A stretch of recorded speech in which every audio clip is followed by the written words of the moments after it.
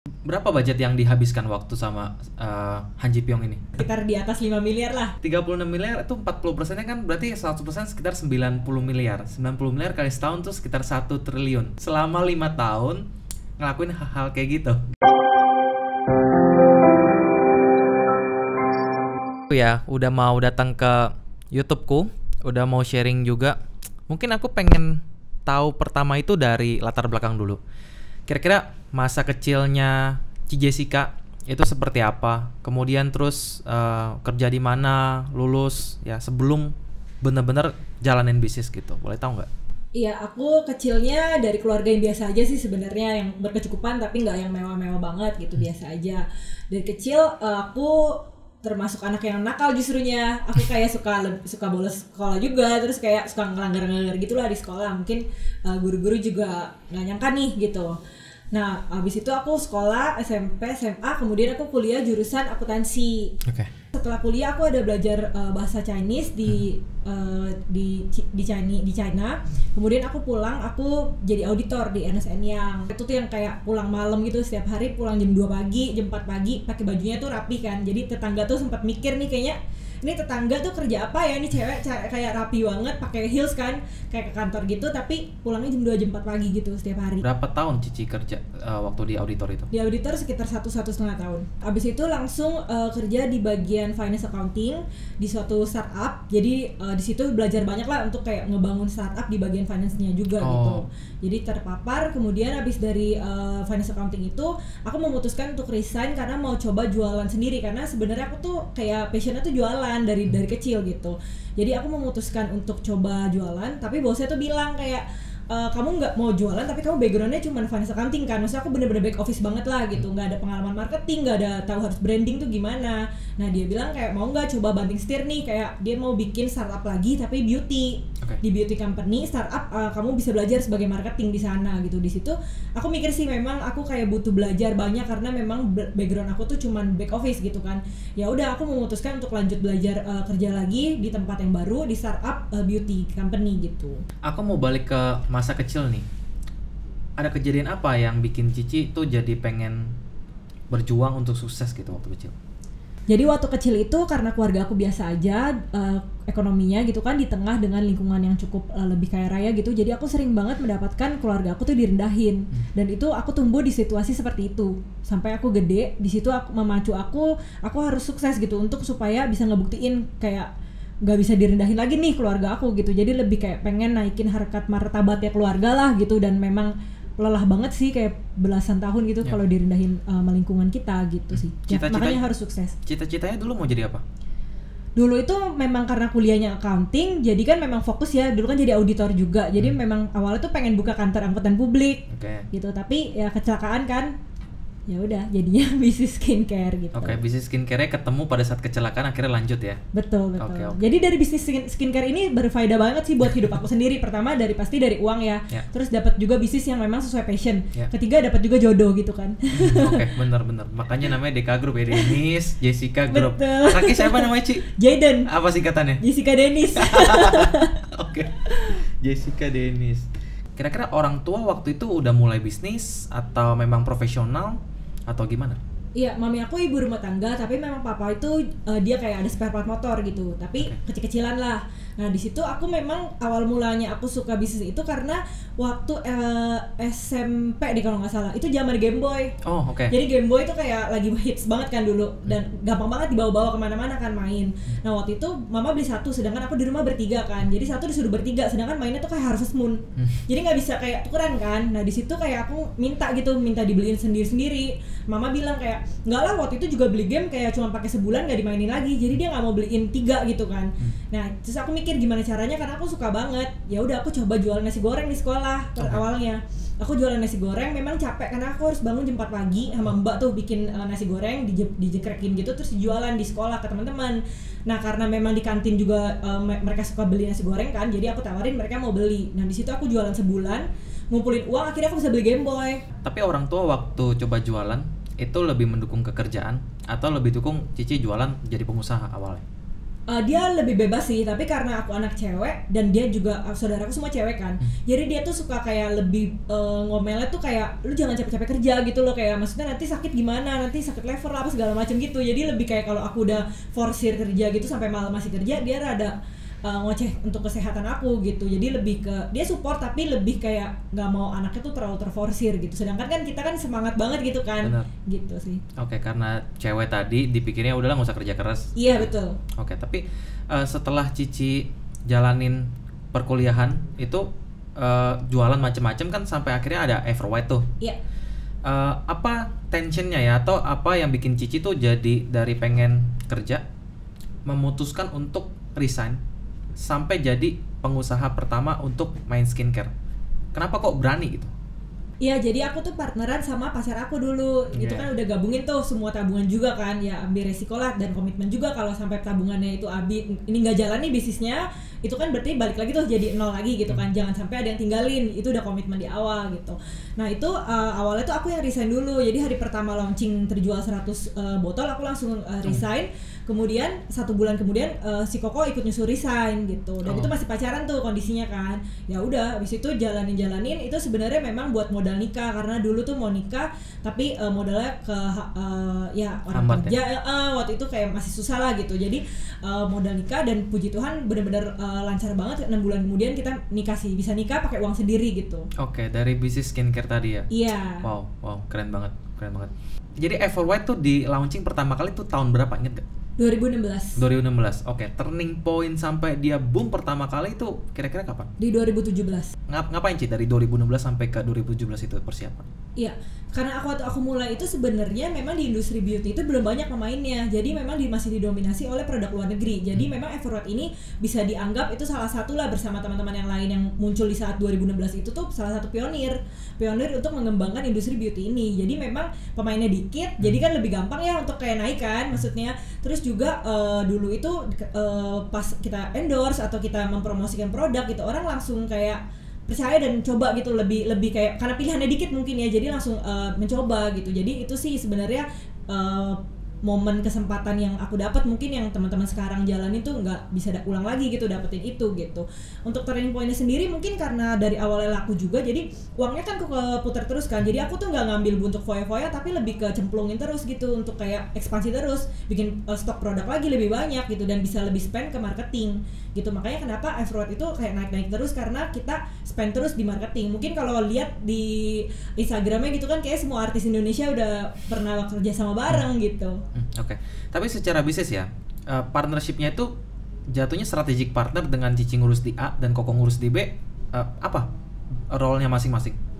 Iya, dulu tuh karena masih kecil juga kan, jadi kayak bareng-bareng terus kan apa-apa, tapi seringannya tuh ribut jadinya gitu kalau kayak dua kepala di satu divisi gitu kan. Jadi dia mau ini, aku mau ini, jadi seringnya ribut. Jadi sekarang lebih profesional bagi divisi gitu. Jadi dia lebih kayak fokus untuk ngurusin produk dan bisnis development-nya, aku lebih ke finance sama ke marketingnya gitu. Oke. Apakah si Koko juga memang punya background di produk atau? Iya, Koko jurusannya itu dia kuliah jurusan bioteknologi. Oh, pas ya gitu. Berarti ya. Jadi masih ada inline lah, meskipun kerjaan dia terakhir bukan di biologi gitu. Iya, masih inline. Dan Cici di marketing finance karena kerja tadi kan. Iya, betul. Oke, terus after 2017 itu masih fokus sama brand Everwhite apa udah mulai scale ke brand-brand lain sampai adanya Deka Group?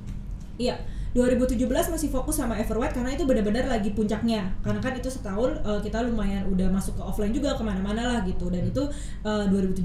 Kemudian 2018 baru mulai bikin brand-brand baru tuh. Aku bikin 2018 bikin brandnya itu namanya Everpure. Dia tuh lebih kayak organik gitu loh, bahan-bahan yang natural gitu. Karena banyak juga permintaan dari customer. Kemudian 2019 kita keluarin Everslim, dan baru tahun lalu nih di pandemi kita launching 2 brand lagi, True If dan White Lab. Gila, selama 5 tahun ya launching udah 6 brand ya. Tapi sorry nih Ci, aku mungkin pengen penasaran soal revenue nih, berita. Jadi di Forbes ya, Cici kan masuk 30 under 30 di Forbes ya. Di situ ditulis Cici memproduksi 400.000 botol serum setiap bulan yang kontribusinya 40% dari revenue. Ya. Jadi 400.000 kali aja harga serumnya sekitar 90.000. Berarti udah 36 miliar. 36 miliar itu 40%-nya kan berarti 100% sekitar 90 miliar. 90 miliar kali setahun tuh sekitar 1 triliun. Kok bisa selama 5 tahun ngelakuin hal-hal kayak gitu. Apa yang dilakukan Ci dari perjalanan itu? Yang pasti harus terus berinovasi sih. Berinovasi itu penting banget. Salah satu itu contohnya kayak kemarin ini aku kerjasama sama aktor Korea. Oh iya, aku nonton. Betul. Kita tuh cukup bangga loh karena kita beauty lokal brand pertama yang kolaborasi dengan aktor global atau aktor Korea gitu. Oke. Boleh nggak ceritain sedikit tentang kenapa Korea? Terus kayak berapa budgetnya? Terus sukses atau enggak? Pertanyaan simpel aku. Kenapa Cici endorse aktor Korea? Mungkin karena apakah artis-artis Indonesia tuh udah di guide sama si kompetitor, jadinya Cici memilih Korea atau gimana gitu? Jadi Korea itu pertama memang aku sendiri fans banget sama dia. Dan aku juga melihat terakhir itu kan dia main film startup ya.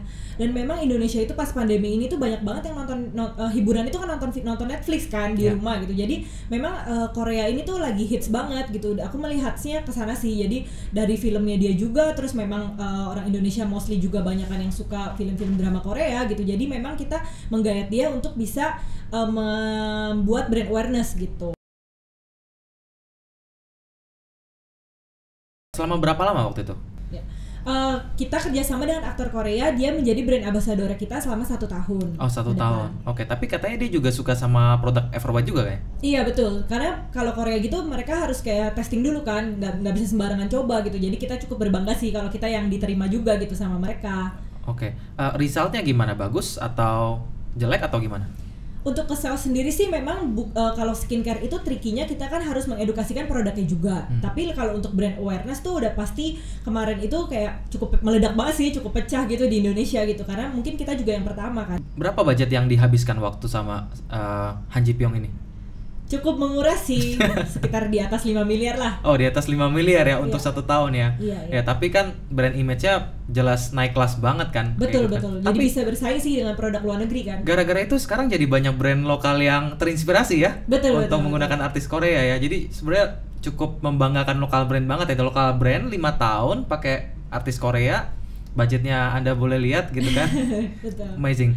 Aku pengen nanya dari sisi produk nih.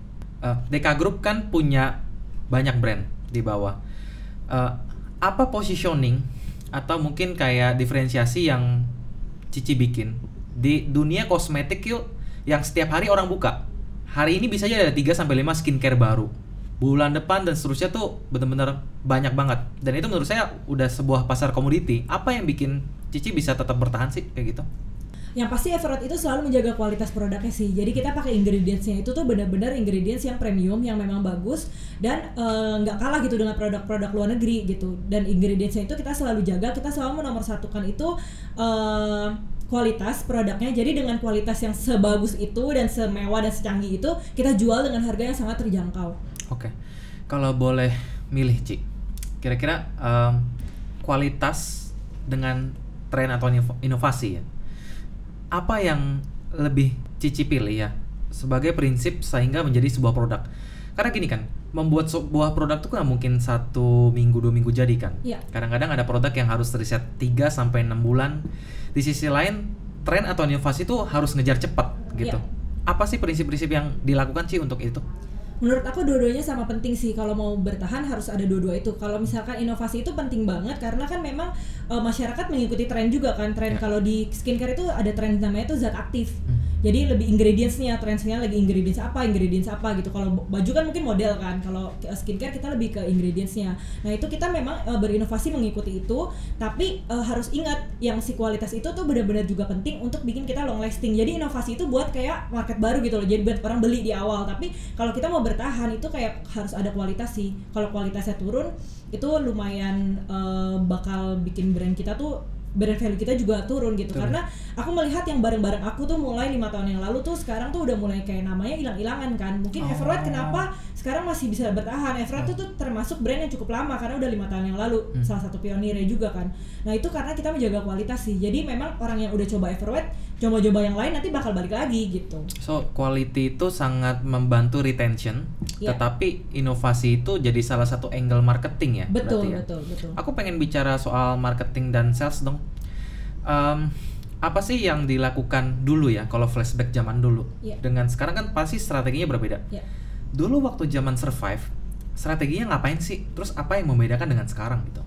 Kalau aku kan lahirnya di digital, jadi tuh memang mostly aku melakukan activity digital. Dan dulu itu waktu aku lahir itu belum ada si ads gitu-gitu loh, jadi masih kayak endorsement.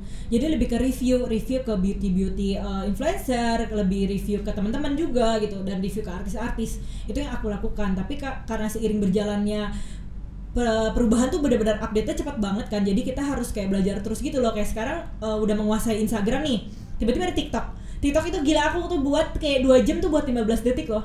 Kayak ulang-ulang terus gitu. Karena sekarang udah punya budget lebih juga, jadi aku udah mulai spending nih untuk brand awareness gitu. Jadi untuk membranding gitu kan, seperti pasang di billboard kayak gitu dan supaya bisa masuk juga ke offline gitu. Karena sebelumnya itu memang aku gedenya di online aja. Oke, berarti awalnya dari artis-artis ini mereka memang punya biaya yang murah. Lama-lama dari selling ke brand awareness story-nya ditambah sama offline distribution ya. Iya. Berarti sampai ke daerah-daerah juga hajar dong ya. Iya, sekarang kita lakukan itu sih. Oke. Kita bicara scale ya. Ada orang yang memilih scale-nya tuh ke produk, pabrik ya, hemat cost segala macam. Ada yang dari sisi marketing. Dua-duanya udah dihantam. Apa Cici memilih dengan prinsip sekarang nggak dulu deh ke pabrik karena ada know-how baru yang harus diketahui kan? Yang mana yang Cici pilih? Kita masih fokus sama pabrik kita belum sih, jadi kita masih fokus lebih ke development bisnisnya sendiri dan lebih ke branding juga sih.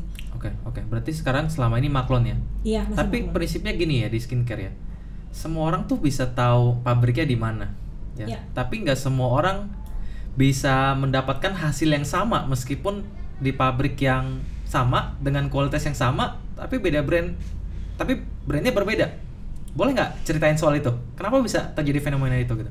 Iya, betul banget. Karena setiap pabrik itu kalau kita maklon itu dia yang punya formula, jadi dia nggak share ke kita. Jadi kita sebenarnya nggak tahu itu isinya apa. Oke. Nah, kenapa kalau mau ditanya juga kenapa nih kayak Everwhite mungkin lebih bisa dibilang lebih unggul gitu kan? Karena kita tuh partneran. Jadi meskipun kita maklon, kita tuh partneran sama pabrik maklon itu. Jadi kita tuh ada kerjasama bareng, di mana kita tuh bisa in charge langsung juga untuk ke formula itu gitu. Jadi kita tahu apa yang ada di dalam produk kita gitu.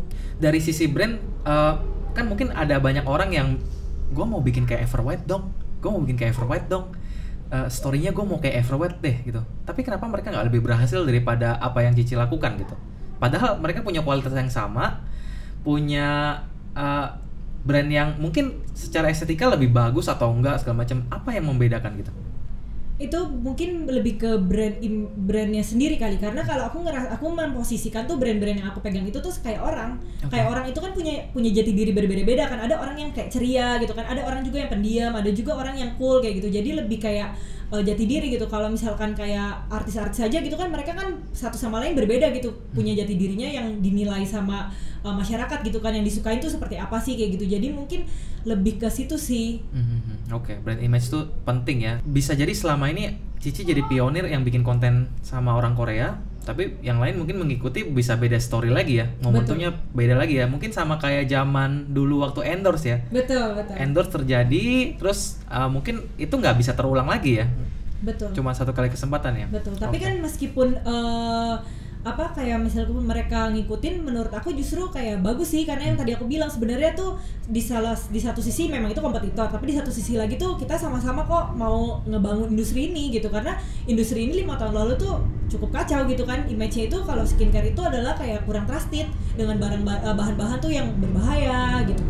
Oke, Ci, aku pengen nanya soal kegagalan nih. Apa sih yang Cici alamin yang selama ini mungkin orang nggak tahu gitu di balik bisnis yang Cici jalani gitu? Iya, mungkin yang paling berasa banget itu kalau launching produk baru ya. Kayak itu kan pasti kita udah riset jauh-jauh hari gitu, udah spend uang banyak banget untuk riset itu, sampling dan lain-lain. Terus kita juga udah nyetok barang, kita udah ngabisin budget untuk marketing pasti kan kalau kita launching sesuatu gitu kan. Nah, itu nggak seindah kayak kelihatannya gitu loh, karena semua yang kita launching produk itu nggak setiap kali tuh bisa boom.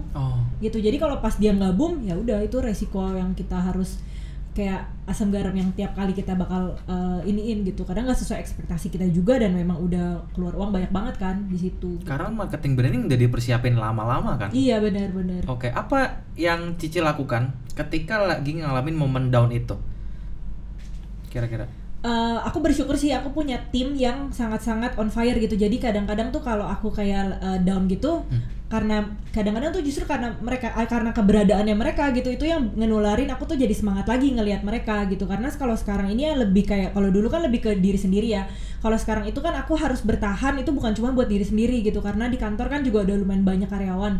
Jadi memang aku juga harus bertahan demi mereka gitu, karena kalau akunya runtuh gimana mereka mau bangkit gitu, gimana mereka mau semangat kalau leadernya aja tuh down gitu kan. Jadi aku selalu menjadi pecutan buat aku gitu. Jadi setiap kali down aku harus bangkit lagi gitu, buat aku dan buat mereka gitu.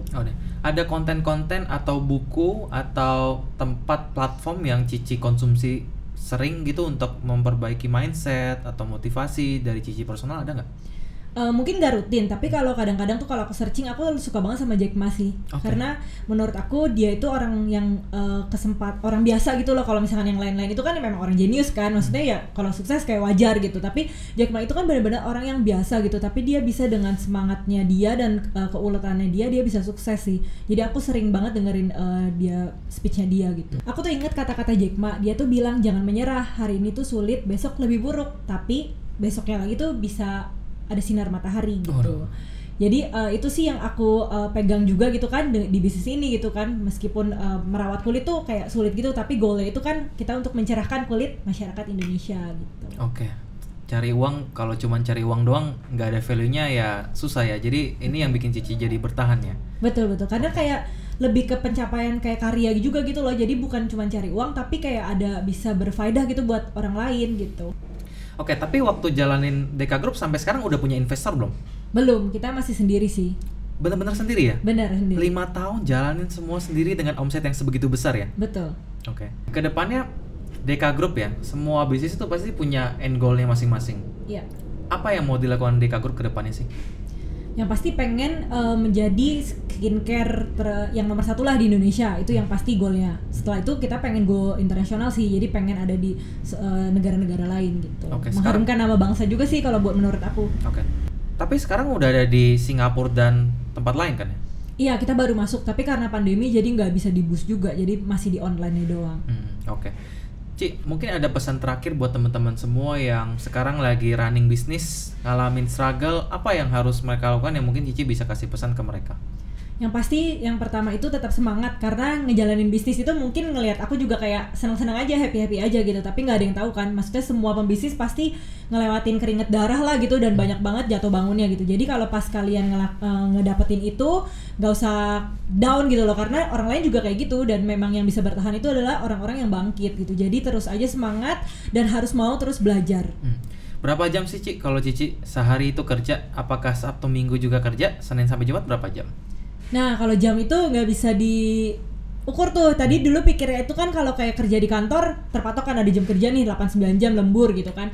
Kalau pikiran tuh kalau bisnis itu bisa fleksibel kan, maksudnya bisa lebih nyantai lah segala macam, kayak ternyata enggak, kayak 24 jam hidup ya udah buat kerja gitu kayaknya. Berarti Senin sampai Jumat masih terus kerja, malam masih kerja juga? Kerja masih. Biasa tuh kalau siang-siang itu kan bisa meeting segala macam, malam itu justru baru kerjanya karena baru fokus kan, nggak ke distract sama hal-hal apapun gitu.